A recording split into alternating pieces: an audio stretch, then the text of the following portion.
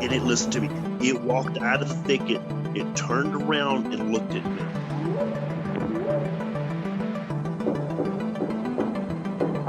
They looked up, and in this tree, there was a monkey man. And the monkey man jumped down out of the tree and started running away.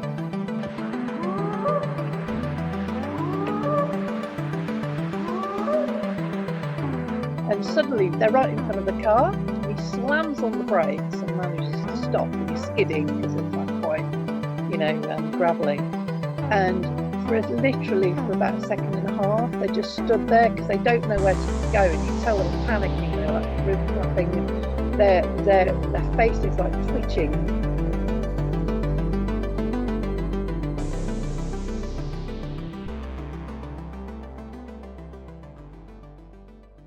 Welcome back to Bigfoot Society. This is your host, Jeremiah Byron. Every week I talk to different people in the cryptozoology field. You never know who's going to be on next week. If you'd like to sponsor the show, head on over to patreon.com/the Bigfoot Society. You get access to a ton of things there, including a close-knit cryptid community on Discord where you can connect with like-minded cryptid researchers and enthusiasts, weekly bonus content, the ability to hang out with each week's guest after the main show, exclusive merch, and much, much more. In this episode, we get to talk to new friend Emily Fleur from the Forest Fleur. This has been one of my most requested episodes to happen, and we're finally able to get Emily on the podcast. Had a great conversation about what she believes Bigfoot is, and it gets pretty deep, and I'm glad that I had her on. Enjoy this episode, sit back, relax, and thanks for listening to the Bigfoot Society podcast. All right, Bigfoot Society, thanks for coming back for another episode. We've got Emily Fleur here from the Forest Fleur. How's it going, Emily? It's great. I am so excited to be here. As I was saying before, we haven't talked in a while, so I can't wait to catch up. Totally. So believe it or not, and you are the most requested person to come on this podcast. I'm not even kidding. And I'm including like people like, think of everyone. Think of Bobo. Think of Cliff. Like everyone has been like, you got to get Emily on. That would be fun. And I'm like, I'm trying. She's busy. She's out in the wild. So, you know how that is. That means a lot. I really appreciate that. And yes, I have been crazy busy, but finally things have calmed down a little bit. So I'm really excited to be here. Oh, for sure. I'm happy to have you here. Most people will know you from your Bigfoot research under the name, the Forest Fleur. And your stuff, I'm just going to talk about it for a few minutes, if that's okay. But and I hope I don't make some enemies from this statement. Listeners, just be cool with it. But your website is probably one of the best resources for Bigfoot information and Bigfooting and how to, with a close second being Squatch Detective. For different reasons, but it is so good. Your website, the Forest Fleur, it is great. You've got videos on there about, your expeditions that you're doing in different parts of the U.S., gear you can get. You've given me some great advice as I get ready for my first Bigfoot expedition with Tate coming up in July, and you had some amazing recommendations. And of course, you've got your great gear. Of course, I'm wearing, one of the hats, which is awesome. When anyone thinks Bigfoot beanie, it's, Forest Fleur. And you've got some really good gear, measuring. You've got a measuring tape. You've got a casting bucket. You've got your marking flags, right? Mm-hmm. And I'm probably missing some, but those are the top ones that come to mind. And you've got some really, really cool stuff. But what other things do you want people to think of when they hear, Emily from the Forest Fleur? What are maybe some things that are important to set the stage with besides that information that I threw out there? Well, first of all, thank you, Jeremiah. I appreciate that. I appreciate the compliment. I really wanted my website to be a place where people could come easily navigate. I feel like in this field of study, you have people that know a little bit about it. You have people that research it every day, and then you have people that know nothing about it. So Mm, I wanted to make sure that my website was a place where all of those people could come together and everybody could kind of take something away. So, what I want people to really know is that no matter your background, you can come to the Forest Fleur website and you can find something that you're interested in, right? I have a page all about evidence for those who might not know much about Bigfoot. They can go to that page, they can see what kind of evidence science has gathered. And by science, I probably mean citizen scientists because science right. hasn't really recognized this phenomena yet. But I also have a research page, and my research page is probably my personal favorite place Okay. to go on my website, because my research page is basically all of my theories compiled into one page. I research anything from can we mate with Bigfoot to how many how Yikes. many species are there across the globe, and I talk about evolution. I talk about how Bigfoot fits into the mix. I talk about different Australopithecines and how they may connect to Bigfoot. I even Mm, talk about how Bigfoot connects to humans. There are humans that live very primitively. Doesn't mean that they're any less intelligent than us who live in big cities and have technology.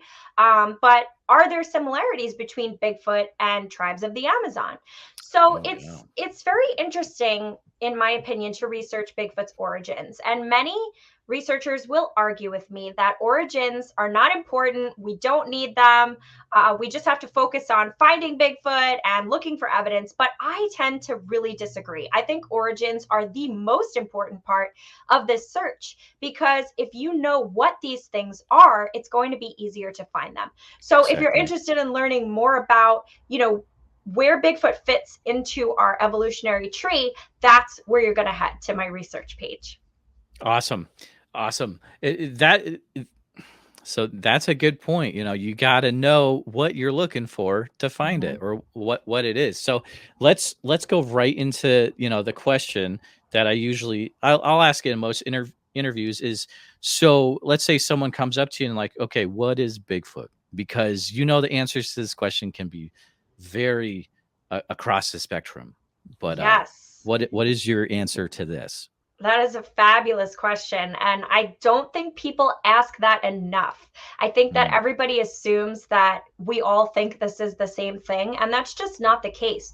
Some people believe Bigfoot's an alien. Some people believe it's like a giant great ape, kind of like yeah. Gigantopithecus. I personally believe that Bigfoot is closer to the Homo lineage than most researchers believe. I think that Bigfoot is probably an Australopithecine. It could possibly be a Homo species. But I think when we're talking about what it is, the hardest thing to differentiate is how close it is to human. What makes us human? Some scientists say it's Mm, tool use. Some scientists say it's our complex thought process, right? Some say it's our language. So I think that we will have to discover Bigfoot to really know how close it is to human. However, we do have evidence that suggests that this species is very close to human. We have stories about language, and when we look at some of their anatomical features, they line up with a species called Australopithecus sediba. okay. And sediba fits on the family tree in a place where scientists kind of said, should we make this a Homo or should we make it an Australopithecine? We're not really sure because it's so close to Homo. So that's why I always connect Bigfoot to Australopithecus sediba. They have a lot of physical similarities, and sediba's brain case basically possesses certain anatomical features that line up with our predecessors. And Hmm. so when you look at the way that the human brain formed, it has a lot to do with the frontal lobes and the different sizes of the left and the right side of the brain. And that's kind of what gave us our complex intelligence. And Sediba actually had those predispositions in their anatomy. So if Sediba had evolved as long as we have and became Bigfoot, it would mean that Bigfoot is highly intelligent, just like our species, because it has that same anatomical feature that evolves the brain. And so that's why I think Bigfoot is probably an Australopithecine, very close to Australopithecus sediba. Wow. That's there's a lot there. I love it. Like, so the thing I love the most is like you figured out what you believe and you really, really know it. And that is awesome. Have you found looking at Bigfoot evidence over the years that's been collected, have you found anything or could you go more into, you know, maybe reports that would back up that Bigfoot could be like a very like a smart creature?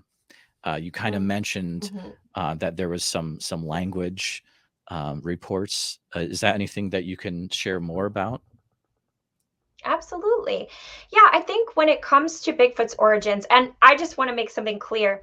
My theory is that it's close to Sediba, right? But Okay. that could change a month from now. If somebody totally. comes to me and presents different evidence, or if some kind of video arises, whatever happens, right? Whatever we find, we have to make sure that we evolve our theories with that evidence. We can't marry our theories because then we'll go nowhere. But in terms of Bigfoot behavior, and linking that back to its intelligence, it's such a tricky thing because you have reports like Glenn Thomas, right? Glenn Thomas was a man who witnessed Bigfoots multiple times. The first time he saw a family group on this big like rock ledge, and the adult male was overturning rocks and looking for ground squirrels. He was sniffing the rocks and then piling them up. Okay. And then the female and the baby were kind of off to the side.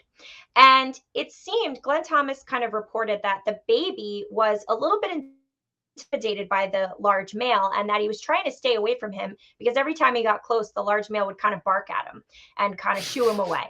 And so there was this like funny dynamic that Glenn Thomas was observing where the male seemed to be very dominant and the female was almost protecting the young from the male. And that kind of says to me that that's a little more like great ape-like behavior. And then Glenn Thomas also observed two female Bigfoots in a field, and he watched them for, I think it was somewhere around an hour. And these two females were just kind of picking, you know, shoots of grass and munching on them and chilling out. And one of them actually defecated in the river. And then they both just like kind of laid down, tucked all of their arms and legs into their chests and fell asleep face down on the ground. Oh, wow. And so to me, that's very ape-like behavior too. It's just kind of more something that you would attribute to a great ape. But then you have these grand eyewitness stories like the Albert Ostman account, right? Where he was kidnapped by a Sasquatch and held hostage with a family of Sasquatches who he heard talking to each other. Now, chimpanzees chatter at each other. Could he have been misinterpreting that as language? Possibly. But it did seem like he spent a lot of time with these animals and observed a lot of their behaviors. And he did say that they had some sort of language and that the older one was talking to the younger ones and the younger ones were chattering amongst themselves and kind of pointing to his snuff box and his coffee and then talking to each other. So you have these mixed reports. And, you know, we have modern day reports like that too. We have reports of people in the woods hearing what they think sounds like young kids playing or talking to one another. And, you know, if they hear it, but it's just barely there and it's hard to make out. And then a few minutes later, a Sasquatch walks up or a couple of them, you know, come out of the woods. And, you know, these kind of reports are what make me think, could this species be a little smarter than we think? Couple that with the fact that we haven't discovered them yet, I think says a lot. And people will disagree with me. You know, people will say, okay, well, gorillas and chimpanzees are not easy to find. But I do think that there have been people that have gone out in the woods really looking for these animals, right? We had that expedition Peter Byrne led, and, you know, they didn't really come up with much. They found tracks, but they were never able to catch up with the actual creatures. So that kind of tells me that they're masters of their environment, but I also think that they have to be pretty intelligent to completely avoid us altogether. Oh man, that is a great reminder of some awesome reports. Listeners, if that was the first time hearing those reports, do some more research and into those stories. They are just fantastic stories to be reminded of. Um, I'm curious. I like to also find out. So, what is it that first got you into Bigfoot? Oh gosh. Well, it's kind of a mixture of a few things, but mainly, um, I was I was young. I was probably in middle school, around 12 or 13 years old, and I had been into like embroidery and sewing. I'm kind of like an Okay. old Okay. granny in that All sense. right. Like I just That's love all cool. kinds of old stuff. So I was Yep. I was embroidering and I got into it and I said, okay, well, the best thing that relaxes me is to embroider while I watch a movie or a TV show. And so Sure. every time I would sit down to embroider, I would just like put something on, right? So this was back in the day of like DVDs, right? There was no Netflix, Yep. there was Yep. no Yep. Amazon Prime. So I went over to my parents' DVD cabinet and I pulled out this like pack of horror films that my grandmother had gotten from the dollar store and bought for us. I'm not sure like Nice. why she bought it, but it was just like this big pack of like horror films, vampires, and all the old classics. And within this DVD pack, I'm scrolling through and I find The Legend of Bigfoot by Ivan Marks. And it's not even in like a DVD case, it's in Wow. like this paper sleeve. I'm like, oh, Bigfoot, that sounds cool. So I pop it in. I start watching it. Well, needless to say, I didn't embroider anything that day. I was glued to the TV. I was just like blown away. And obviously, if you are into Bigfoot and you've been researching a long time, we know that Ivan Marks is a hoaxer. Right. And unfortunately, at the time, I didn't know that. I don't think really a lot of people knew that at the time. But I was just so enthralled with the concept of somebody dedicating time to go out in the woods and actually look for these animals. And I Hmm. thought that was just really cool. And so I was immediately inspired. And then my grandparents got a house up in upstate New York. Oh And my yeah. grandmother would go to all the local stores. She was a very friendly woman and she would make friends with all the people there.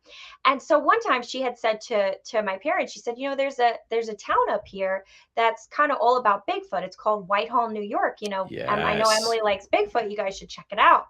And so my mom told me about it. I was so excited. I begged my parents. Again, I was like in middle school at this point. I'm like, can we please go up there? So we ended up taking a family trip up to Whitehall, New York. I mean, I've got a good family that I was able to convince them of that. And we basically met with a museum curator at the Skeensboro Museum. Whitehall is the birthplace of the U.S. Navy. So there's a lot of Okay. history in the town. And so I went to the museum. It's not a Bigfoot museum, it's basically a Navy museum and history of Whitehall. But the curator told me all about Bigfoot. He pulled out a map Wow. of New York and Vermont. He showed me where they're moving through, where they're passing through, and where people are seeing them. And I learned about the famous Whitehall sighting that involved law enforcement officers Yeah. seeing a Bigfoot. And immediately after that trip, I was just so excited and fueled. And I just kind of felt like, oh my gosh, this is my life's purpose. It was just that feeling that you get. And so after that, I graduated high school, went to college. I did all of my college reports on Bigfoot. My classmates really enjoyed it. And my professors even said, you should turn this into something. And so that's Hmm. how the Forest Fleur was born.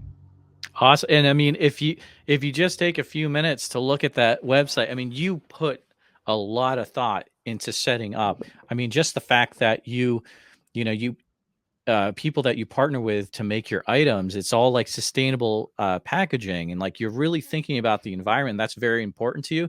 And like, there's no one else that does that, and that's amazing. I commend you for that. It's very cool.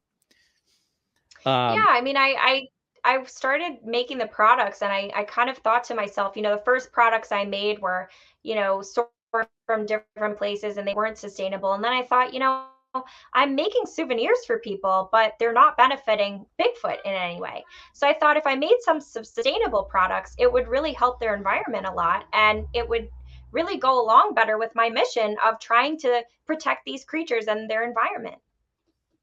That it makes sense. It everything that it all is married together. It's very smart. It's very smart. One thing I've tried to start doing in my podcast is to get some really practical advice for listeners. Sure. And I was wondering, do you have any you know, let's say there's someone listening and they're like, I want to get into going on like looking for Bigfoot. Do you have any like really practical advice that you might be able to pass on in the podcast right now? Yeah, absolutely. I would say the first step would be to research in the books. That's how I started. And I think that it's a really beneficial thing to do because you really want to know the history of the subject. You want to know who has pioneered the field work, right?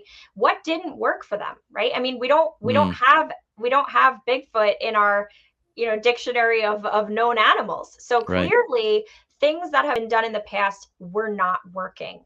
And I know that that's a little controversial to say, but I think that we really need to try new techniques. And researching old ones is how you're going to learn and grow in this field. So I would say the biggest tip that I have is pick up John Green's book. I think it's called Sasquatch Sasquatch Bigfoot.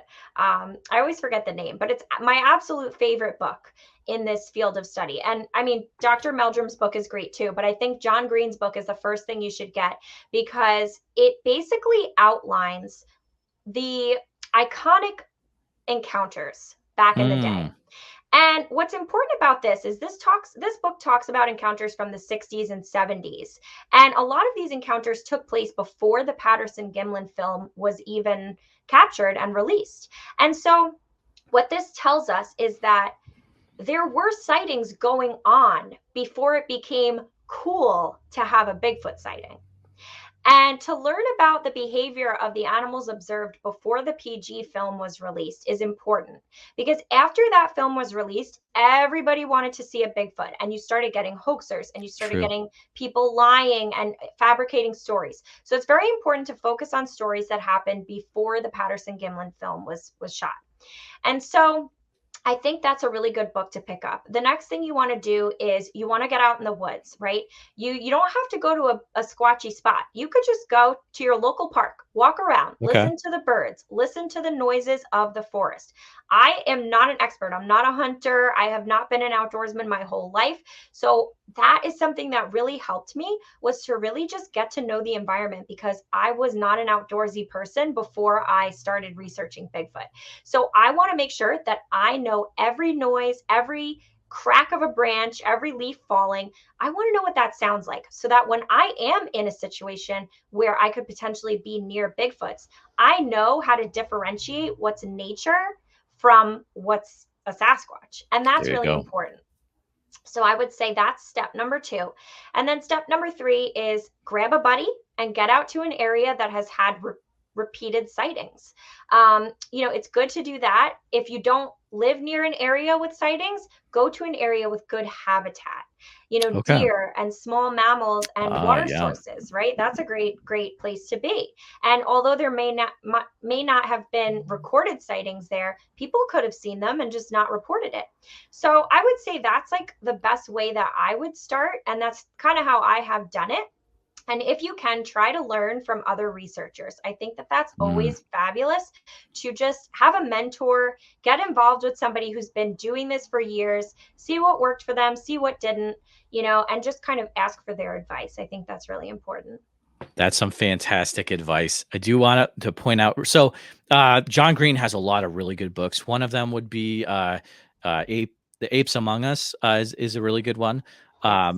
So right now, I've got actually more than a few Patreon members watching this live, and they're all about it. They're ordering books already. They're throwing thriftbooks.com links for John Green stuff. Mm-hmm.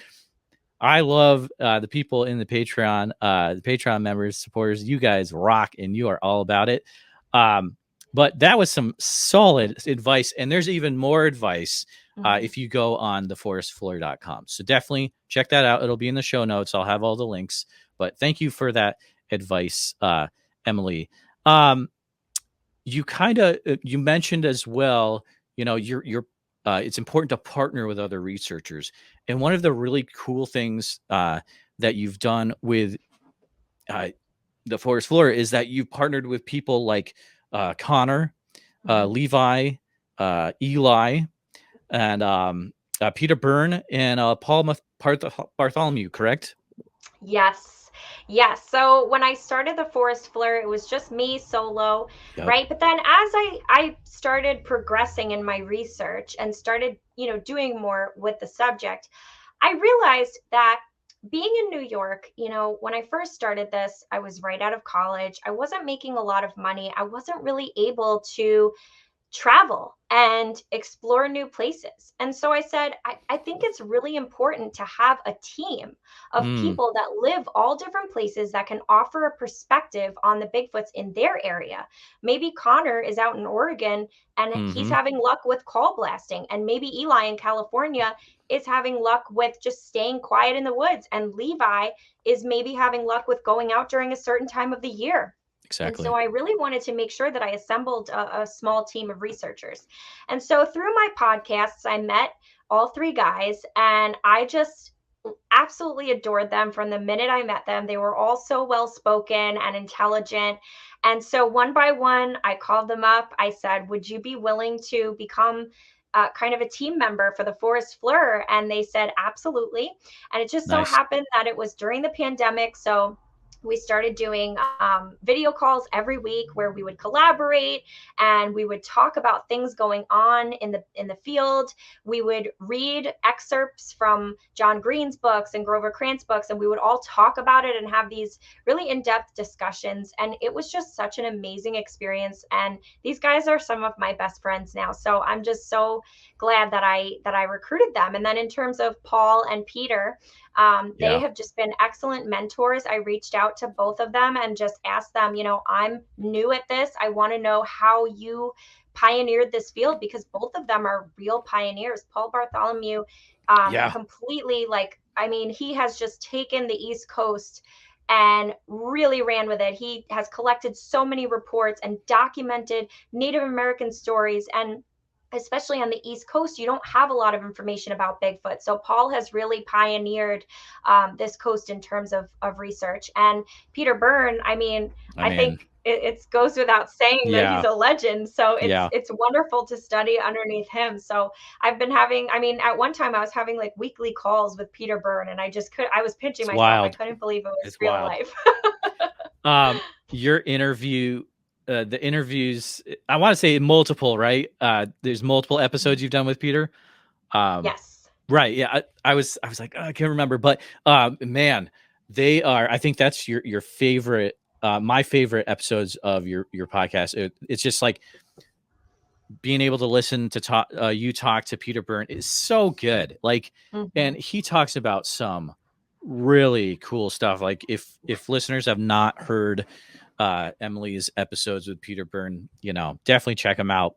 Listen to them all. They're all like the thing that I enjoy about, the Forest Fleur podcast is that you are having people on there that, I know if I listen to this episode, I'm going to learn something substantial and it's going to be worth my time. You are having some quality Bigfoot researchers on there. So hats off to you.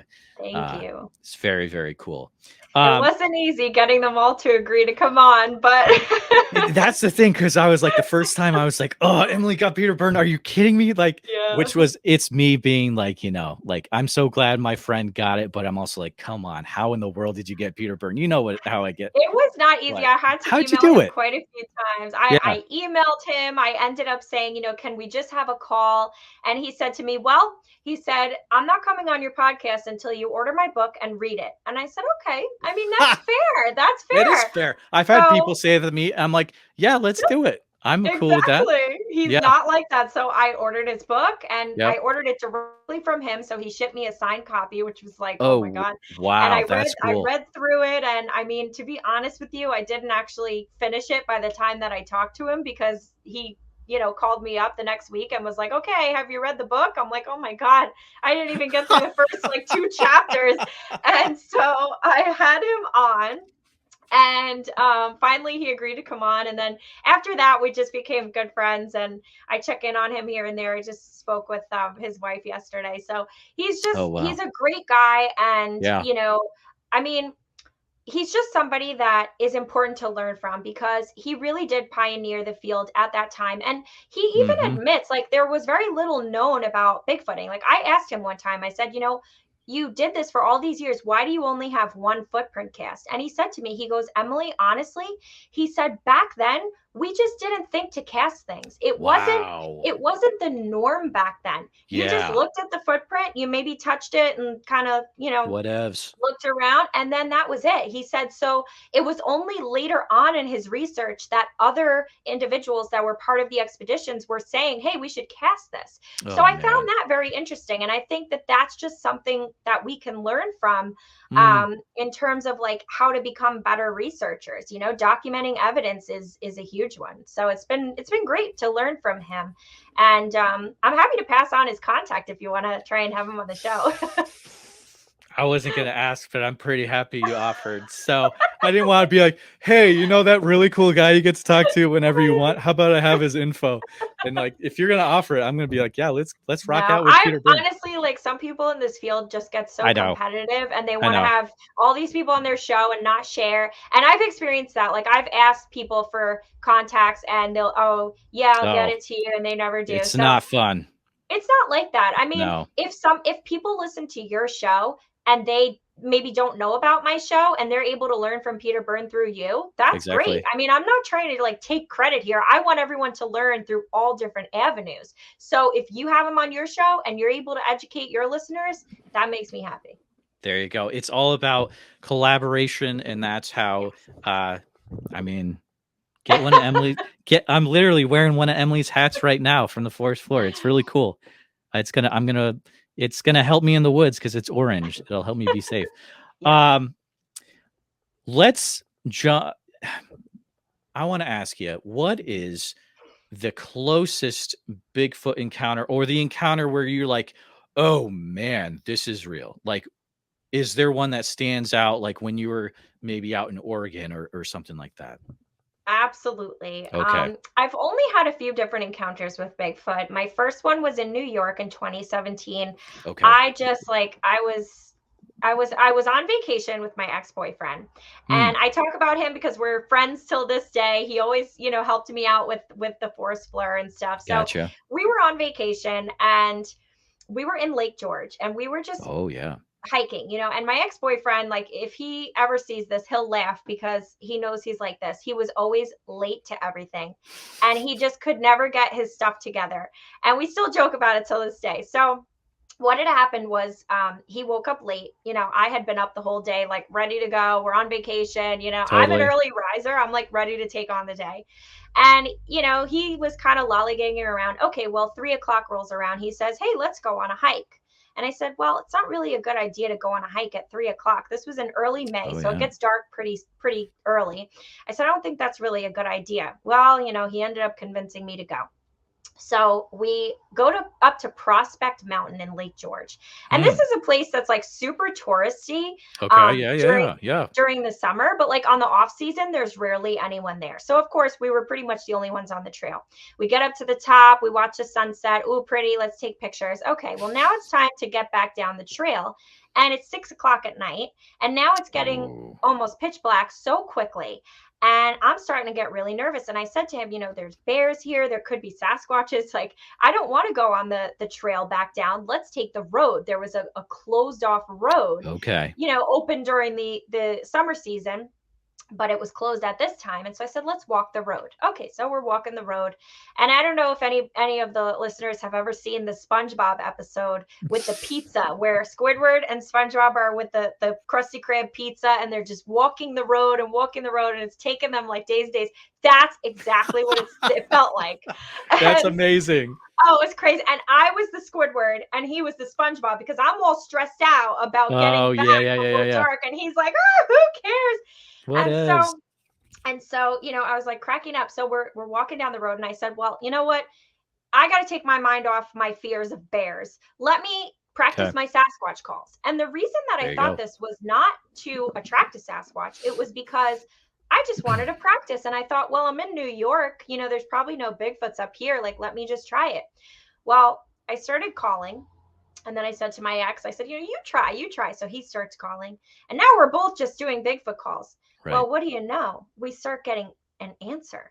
And we start hearing, woo, woo, over and over again. And it starts getting closer and closer and closer. Well, I was just getting real terrified at that point. And we sprinted down the road. We were both so scared. And we made it out of there. Thank God. But that was the first time that I really thought, like, could this really be something? Like, you know, I always believed in Bigfoot, but I just, you know, it doesn't become real until you experience something yourself. And so, you know, after that, I kind of just wrote off the experience, and years passed. And fast forward to a couple of months ago, I spent 3 months out in Oregon. So cool. And I was studying under researchers Connor Anderson and Keith and Cliff and everybody out there. And so it was an incredible experience to be out there. And, you know, again, at this point, going out there, I knew, okay, well, there really are Bigfoots here in Oregon. So let me see if anything happens, right? But I wasn't getting my hopes up, because, you know, this is not like going out and finding a bear. You know, these things are very rare. So it's very, very rare that you go in to experience something. Well, we were driving the roads at night. It was about 10:30 at night. And we were driving logging roads through Mount Hood National Forest. Oh, man. And oh God, if anybody's ever been out there, you'll know it's like Jurassic Park. That's what I hear. Yeah. It gives you chills at night. I mean, you just see these colorful plants coming into the headlights, and it's just the most incredible experience. Well, we're driving, and Keith had said, let's stop the truck. I just have this feeling that we should stop the truck and listen. Okay. So we stopped the truck. He's got this big diesel truck. We stopped the truck, and there were no cars parked anywhere. I mean, this was like off season. Nobody's there. You know, nobody was there. So we stopped the truck, and we hear nothing. And so I said to Connor, I said, you know, you're so good at Ohio howls. You should get out and do one. So he's like, I don't want to get out of the car. I'm like, get out of the car and do one. Come on, Connor, go do an Ohio howl. Yeah, like, come on. I'm only, you know, it's like one of my first times out. I'm like, come on, try. So he gets out of the truck and he does a howl. Okay. And Keith and I are sitting in the truck. We're joking around with each other. We're laughing. Yeah. Keith's making jokes. All of a sudden, Connor's like, guys, shut up. We're like, what? Oh, man. He gets all nervous. He's like, oh, my God. He's like, I hear something. Get out of the truck now. Oh, no. It was like, oh, my God. It all happened so fast. So we all raced out of the truck. We shut the doors. We put the audio recorder on the truck. We had the what is it called? Parabolic. We had the parabolic in the back seat. Okay. And we were just all rushing so fast. We didn't even think to grab it. So we only have it recorded on like a basic audio recorder, which doesn't know justice. Right. Better than nothing. And all of a sudden we hear an Ohio howl back. And, you know, you could tell that it wasn't like right there, but it was close enough that you could definitely tell it was down by a lake that we were driving by. Wow. And oh my God, we all just looked at each other like, oh my God. Then we hear one from behind us. And so you heard two different ones? Two different ones. So we hear one from the north of us down by the lake. Then we hear one from the south of us. And we hear, you know, woo, like that kind of high pitched, right? So we hear one high pitched. Then we hear one high pitched behind us. So we're all looking at each other. Then from down by the creek, this one was close this time. We hear, whoa, a low-pitched one. And so at that point, we knew, okay, like, we're not kidding around here. These things are here. Wow. And, man, it was incredible. I thought I was going to be scared, But to be honest with you, Jeremiah, I just felt like a scientist. Mm, And that was when I really thought to myself, like, this is what I'm supposed to be doing. And I'm sure a awesome. lot of people have felt like this, you know? I mean, of course, it's scary when you have some kind of encounter, but when you really feel like, wow, I just experienced a real animal that's out in Mm, this woods. And when I yeah. say animal, I mean, I don't want to take away, like, some people hear the word animal and they think, you know, they think not intelligent, but we're animals too. That's just how I view it. And so to hear this in the woods really validated my Lake George experience, Yeah. because at that time, you know, I heard the same exact thing, that high pitched woo. And so I kind of connected it and said, oh my God, you know, these things are all across the country. And that's kind of what like did it for me, because you hear about Bigfoot in the Pacific Northwest, but you know, you hear encounters out east, but it's almost just hard for you to believe it, especially growing up in New York, and especially growing up right outside of New York City. Like, I Yeah. wasn't really exposed to Bigfoot in this state until I really started doing more research on it. And after my experience in Oregon, it really solidified my belief in Bigfoot in this state. And so it's been a really cool experience, and I would say that was my most definitive encounter. Although when I was out in Oregon, I did possibly see a Sasquatch at night, but I don't really say that's my most compelling encounter, because I'm not sure if it was one. Okay. I was at a really big hotspot. We were hearing some crazy howls and noises, and I saw something large and black and human shaped Oh. pass between two trees. Oh man. Yeah. But I just can't say for sure. It could have been Right. the shadows, the lighting. It could have. I just can't say for sure. So I would say the howls are my favorite experience.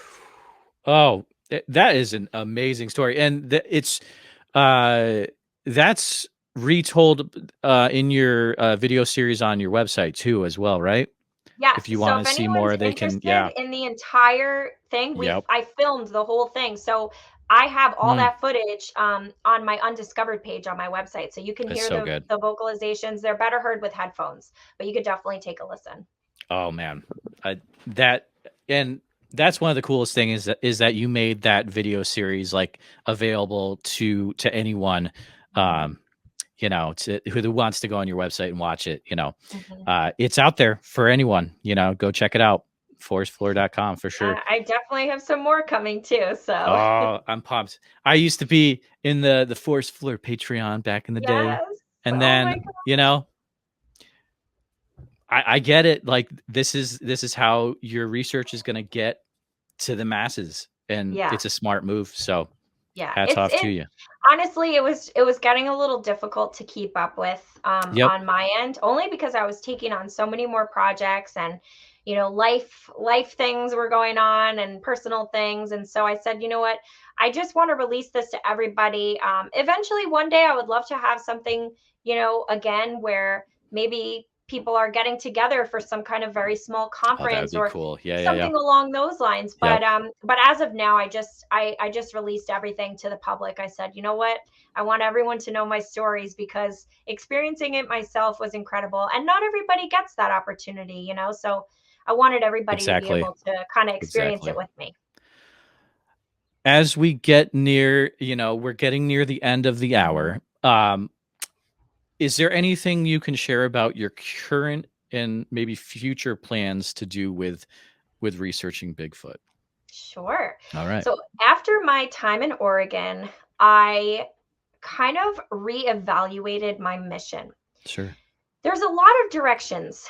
There are many directions you can go in this field. You could Mm-hmm. research in the books. You could be a field researcher. You can make it your goal to collect footprints. You could make it your goal to film one.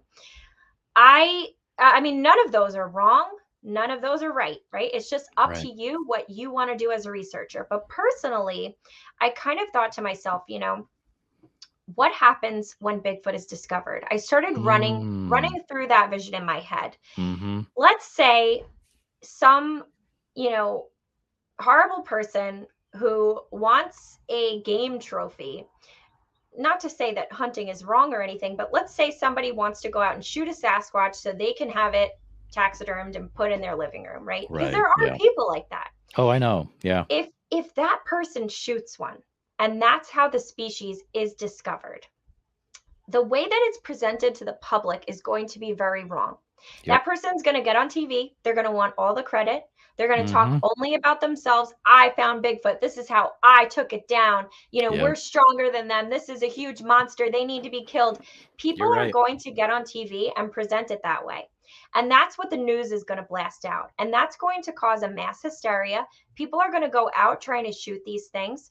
And the species may be eradicated before we can help save them. Ugh, terrible, but true.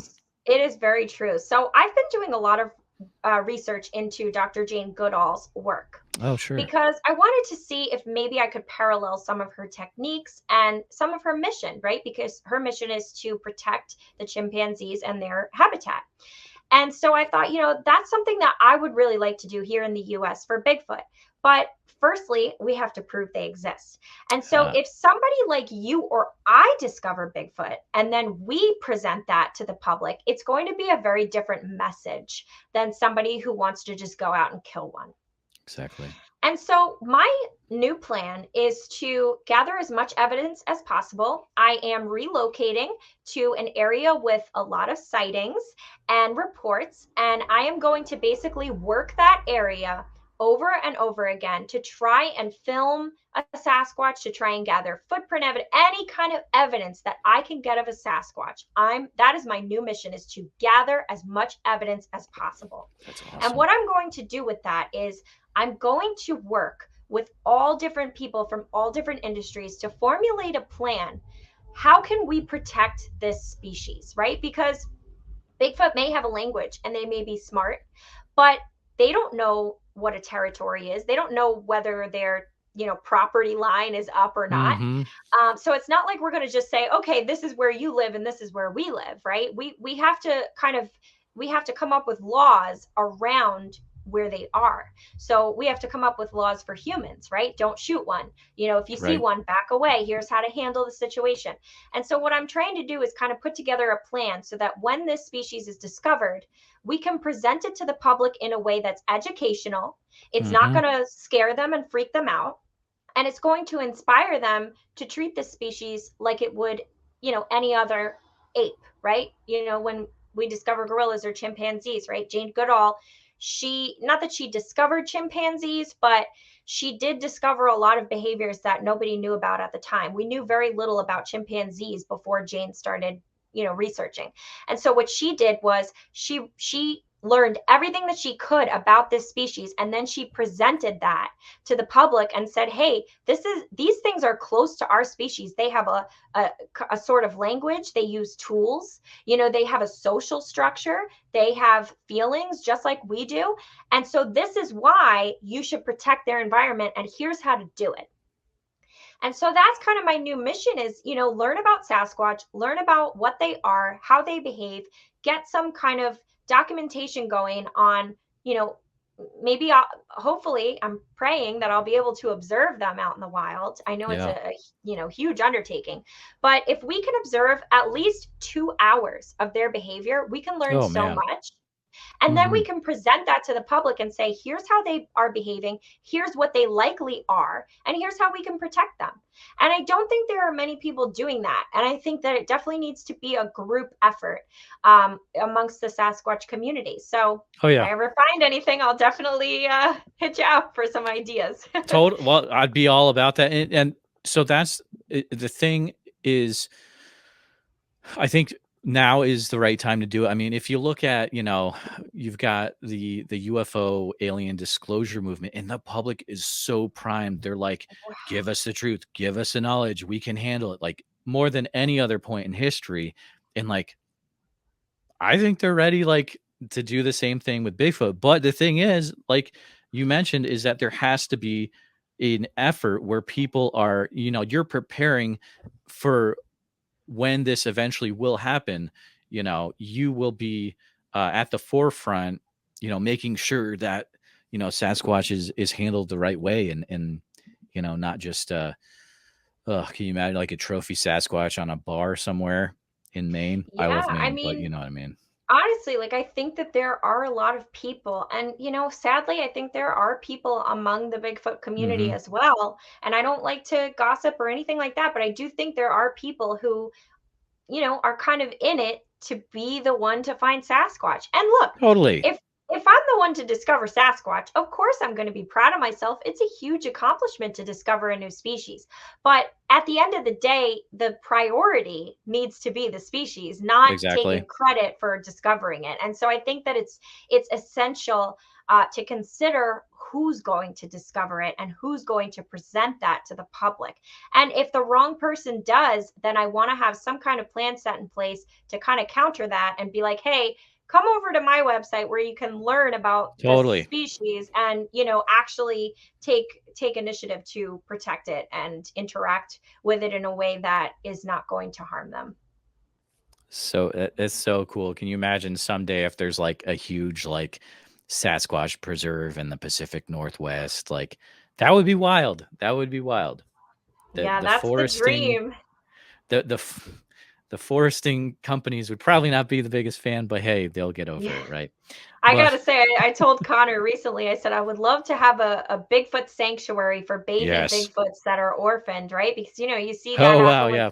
chimpanzees and gorillas. And he said, well, Emily, that's a really nice idea until one rips your face off. And he's right. I mean, they are probably very powerful That's juveniles. true. Yeah. Yeah. They aren't into they're aware of the power they have, and Right. they could totally do some damage, that's for sure. But Right. oh man, that's crazy. Emily, this has been super fun having you on. I'm so glad that we were able to connect and to have you come on. Finally, it's been a long time coming. But do you mind taking a few minutes just going over again, like how people can keep up to date with your future work and all that good stuff? And please, like, really take a few minutes to talk about your products, please, Oh, because I thank didn't do you. it justice. So go ahead. Oh, thank you, Jeremiah. If anybody's interested in my research, you can head to theforestfleur.com, Fleur, like my last name.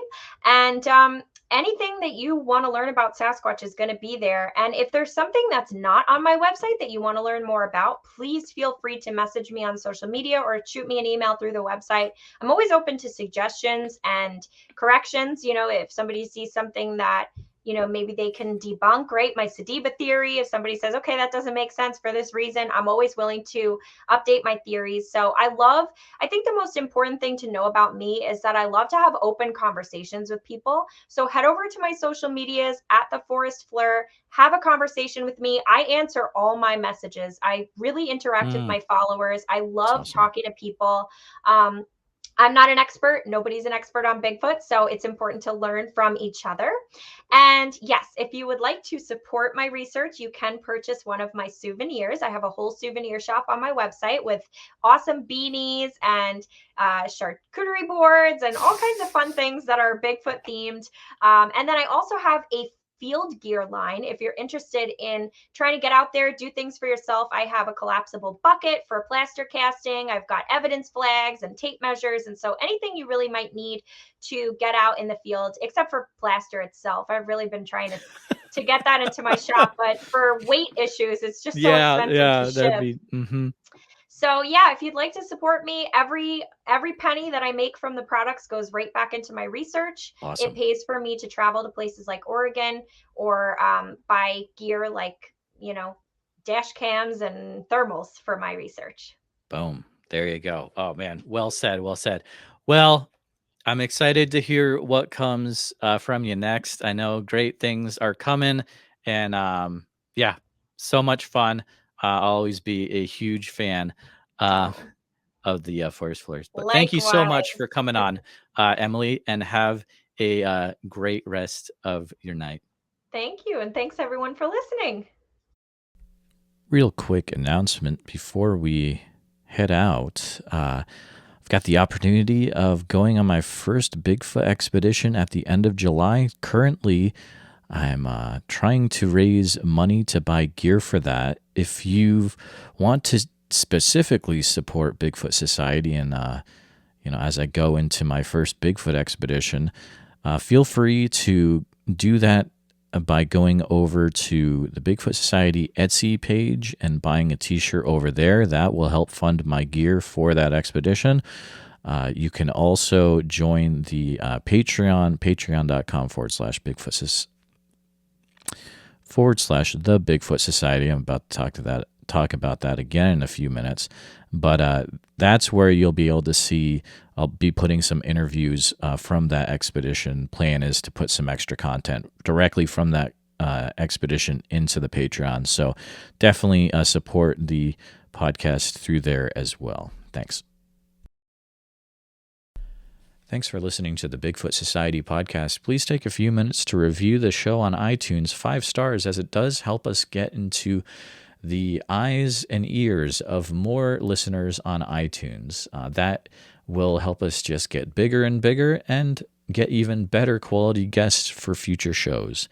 Also, if you have any Bigfoot encounters or cryptid encounters, please send your stories and audio and photos, whatever you've got, over to bigfootsociety@gmail.com. If you'd like to become more involved with Bigfoot Society and get some extra content, we do have a Patreon where you can get all sorts of cool things. For example, for $7 a month, you get extra Bigfoot Society content, usually interviews, but other things as well. You get a sweet membership card and a vinyl sticker that I sent to you in the mail. You get access to the Bigfoot Society after show, which is an extra interview after the main interview with the weekly guest, and usually they are up for Patreon members to be in that extra show segment with them and me, and you get to ask your question live to them and get an answer from the guest, which, as you've seen what guest we've had in the past, this could be a really big deal. There's also a private Discord where you can get involved with talking to me one-on-one and the community there, and that's always a great time.